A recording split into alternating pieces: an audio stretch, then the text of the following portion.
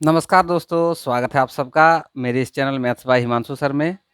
दोस्तों, मैं चूँकि पिछले वीडियो में आप लोगों को रेशियो एंड प्रोपोर्शन से यानी अनुपात तथा समानुपात से कुछ प्रश्नों का हल बताया, जिसमें टाइप था कि अगर आपको 3 समानुपाती दिया हुआ है, 3 समानुपाती में से कोई एक समानुपाती मिसिंग है, यानी कि उसको ज्ञात करने के लिए बोल रहा है, तो उसको आप कैसे करके ज्ञात कर सकते हैं, उसके बारे में मैंने बताया। दूसरा बताया था कि अगर 4 संख्याओं का समानुपात में दिया हुआ है, 4 संख्या में से कोई एक संख्या लुप्त है, उसको ज्ञात करने के लिए कहा जा रहा है, तो उसको आप कैसे करके ज्ञात करोगे।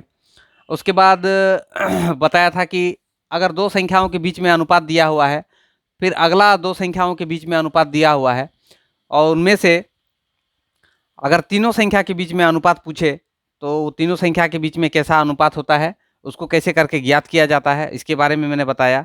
उसके बाद फिर मैंने बताया कि 4 संख्याओं के बीच में अनुपात कैसे करके ज्ञात किया जा सकता है। फिर वो 4 संख्याओं के अनुपात में से भी किसी 2 संख्याओं के बीच में अनुपात कैसे करके ज्ञात किया जा सकता है। इन सब के बारे में मैंने जानकारी आप लोगों को दी। आज मैं अनुपात तथा समानुपात से जुड़े हुए कुछ और प्रश्नों के बारे में आप लोगों को बताऊँगा, जो कि आपके प्रतियोगिता परीक्षा के दृष्टि से बहुत ही महत्वपूर्ण है। जैसे कि मुझे कुछ विद्यार्थियों ने कमेंट करके बताया कि सर आप एसएससी जीडी से रिलेटेड कुछ प्रश्नों का हल बताएं। तो एसएससी जीडी में ऐसा कोई खास यानी कि स्पेशल उसमें तो कोई प्रश्न नहीं पूछा जाता है। जो मैट्रिक लेवल के प्रतियोगिता परीक्षा होते हैं उसमें जिस प्रकार के प्रश्न रहते हैं, ठीक उसी प्रकार के प्रश्न उसमें भी एसएससी जीडी में भी पूछे जाते हैं।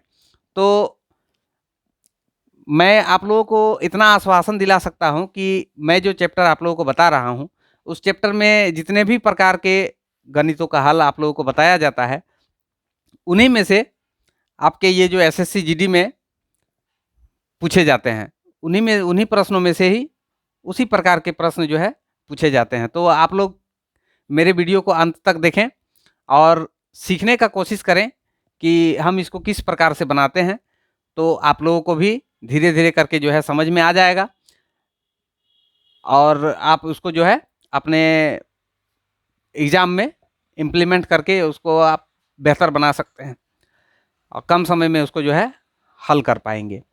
चलिए, तो आज का वीडियो स्टार्ट करते हैं। आज देखते हैं क्या क्या प्रश्न है और उनका हल किस प्रकार से होता है। ठीक है,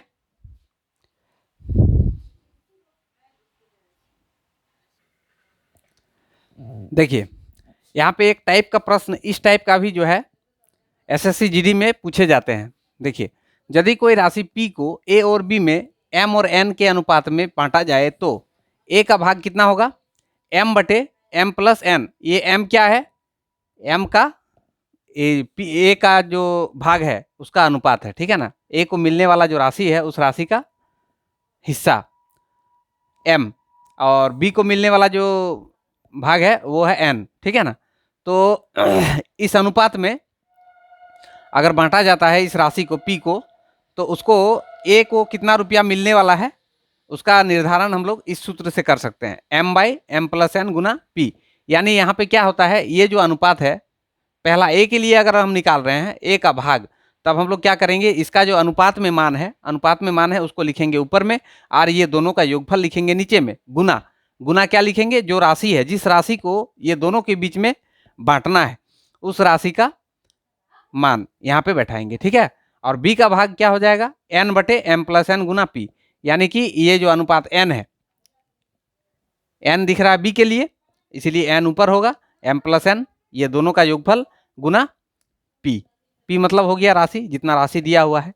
अगर पूछ दे परीक्षा में कि A और B का अंतर क्या है, तो A और B का अंतर निकालने के लिए हम लोग क्या करेंगे, M और N का अंतर लिखेंगे ऊपर में।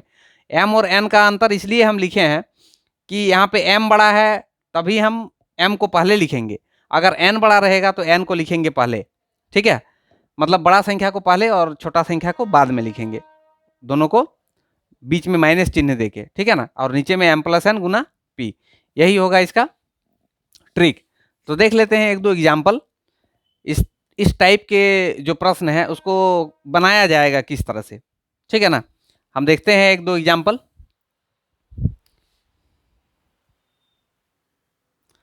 देखिए दोस्तों, एक प्रश्न है, 4200 रुपये की राशि को अमर और मदन के बीच में 9 और 5 के अनुपात में बांटा जाए तो मदन, अमर का और दोनों के हिस्से का अंतर क्या होगा। मतलब एक ही प्रश्न में मैंने जो है तीनों स्थिति को दर्शाया है।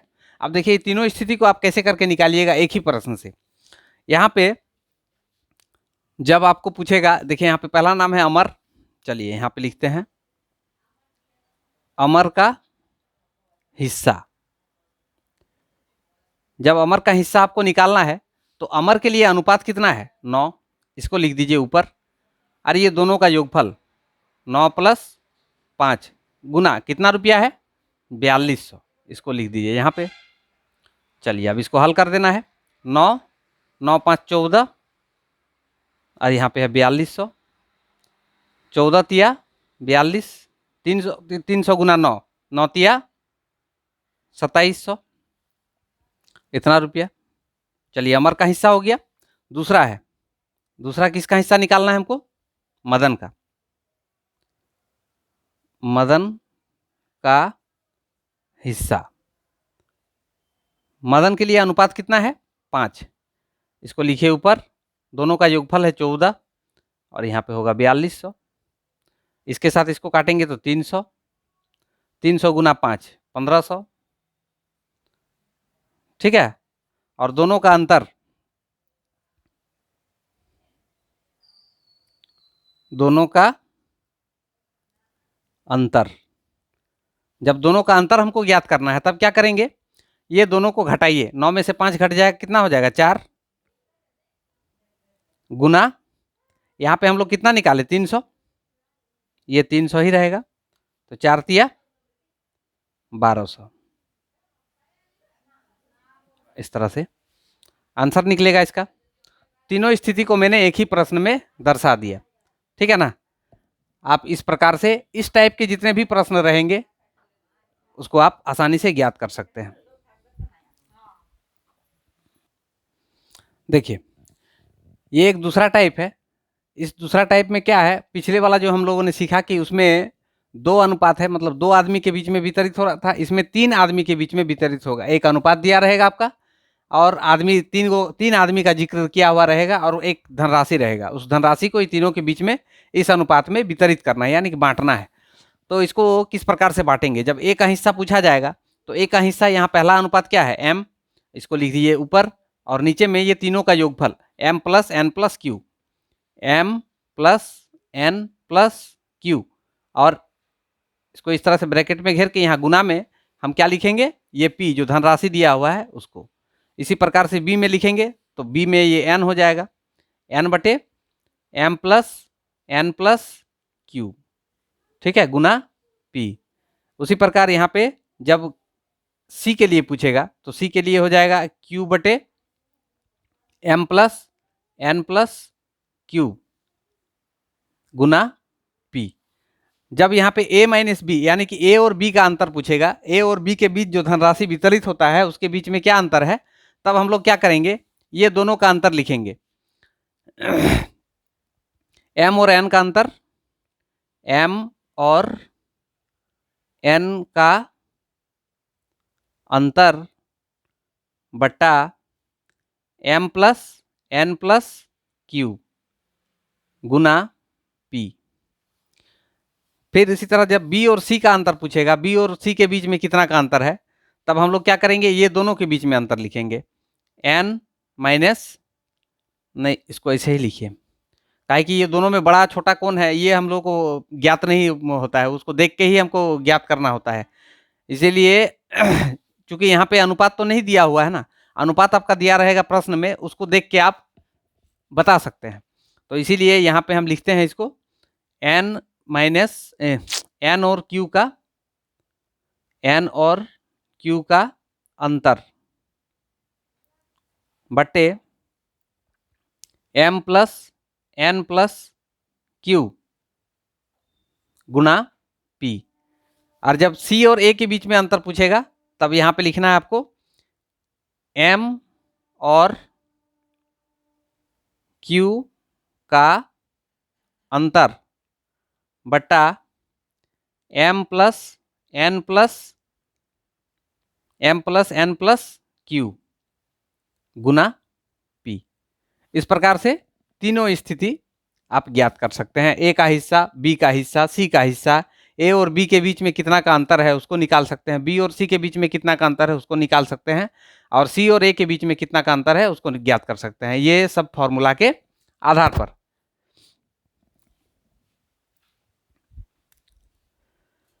चलिए अब इससे रिलेटेड कुछ जो है प्रश्न देख लेते हैं।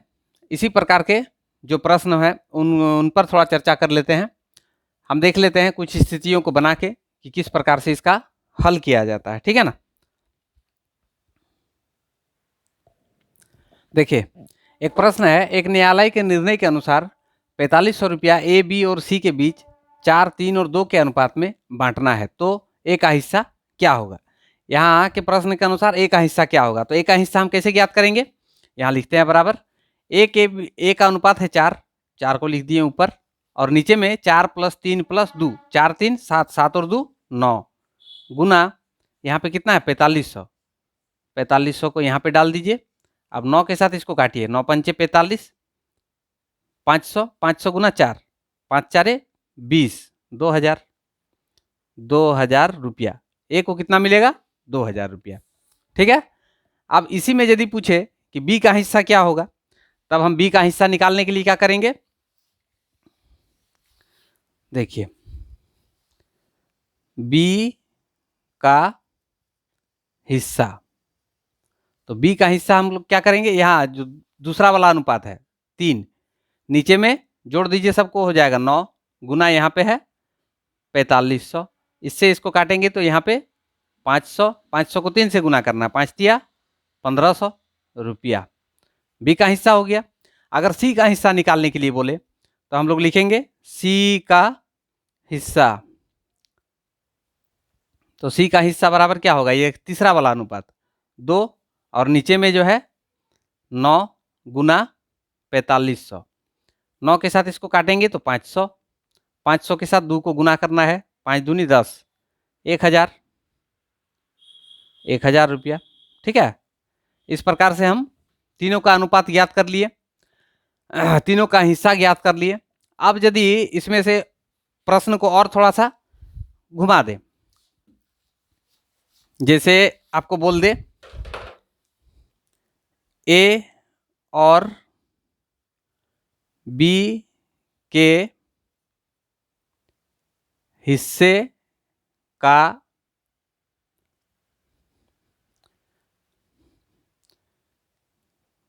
अंतर, ए और बी के हिस्से का अंतर, तब आप क्या कीजिएगा, इसको और इसको घटाना है, इसमें से बड़ा कौन है 4, 4 में से 3 घटाएंगे कितना हो जाएगा 1, नीचे में सबको जोड़ देना है, कितना हो जाएगा 9, टोटल कितना है धनराशि 4500, इसको यहाँ पे डाल दीजिए। अब 9 के साथ इसको काटना है, 9 पंचे 45, 500, 500 को 1 से गुना करना है तो 500 ही प्राप्त होगा, तो 500 रुपया। ए और बी के हिस्से के बीच का अंतर कितना है 500 रुपये का।